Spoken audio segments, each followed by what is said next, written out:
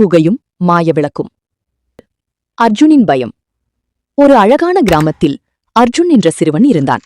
அவனுக்கு பொதுவாக பயம் கிடையாது. ஆனால் இருட்டு என்றால் மட்டும் உயிர் போகும். இரவு நேரத்தில் தனியாக அறைக்குச் செல்லவோ விளக்கை அணைத்துவிட்டு தூங்கவோ அவனுக்கு பயம். இருட்டில் ஏதோ பூதம் இருக்கிறது என்பது அவன் எண்ணம். காட்சி 2. தாத்தாவின் சவால். அவனுடைய பயத்தை போக்க நினைத்த அவனது தாத்தா ஒரு நாள் அவனிடம் ஒரு கதை சொன்னார். அர்ஜுன், நம் ஊர் மலைக்கு மேல் ஒரு பழைய குகை இருக்கிறது. அதற்குள் ஒரு தங்க விளக்கு இருக்கிறது. அந்த விளக்கை யார் கையில் எடுக்கிறார்களோ அவர்களுக்கு பிறகு எதை பார்த்தும் பயம் வராது. உன்னால் அதை எடுத்து வர முடியுமா என்று கேட்டார். அர்ஜுன் தன் பயத்தை ஒழிக்க அந்த சவாலை ஏற்றுக்கொண்டான். காட்சி 3. குகைக்குள் ஒரு பயணம்.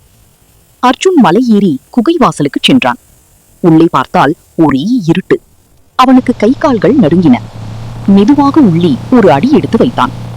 திடீரென உள்ளே இருந்து ஒரு சத்தம், சலசலசல.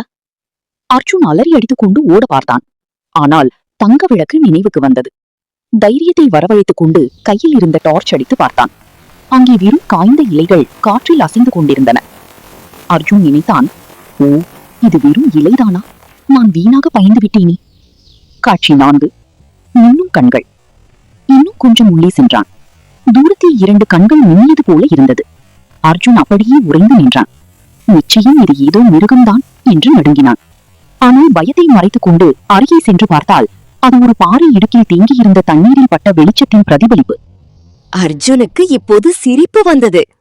பயம் என்பது நம் கண்ணில் இல்லை, நம் கற்பனையில்தான் இருக்கிறது என்று அவனுக்கு புரிய தொடங்கியது. காட்சி 5. உண்மையான பொக்கிஷம். குகையின் கடைசி பகுதிக்குச் சென்றான். அங்கே ஒரு மேடையில் அந்த பழைய தங்க விளக்கு இருந்தது. அதை அவன் கையில் எடுத்தபோது குகையின் மேலிருந்த துளை வழியாக சூரிய ஒளி அதன் மேல் பட்டு குகை முழுவதும் வெளிச்சமானது. அவன் குகையை விட்டு வெளியே வரும்போது அவனிடம் பழைய பயம் துளி கூட இல்லை. அவன் முகம் தைரியத்தில் மின்னியது. காட்சி 6. தாத்தாவின் விளக்கம். தாத்தாவிடம் அந்த விளக்கை கொடுத்தான்.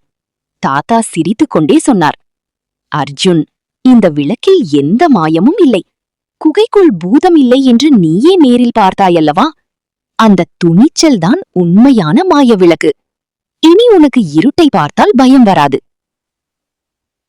அர்ஜுன் அன்று முதல் இருட்டை பார்த்து பயப்படுவதை நிறுத்திவிட்டான்.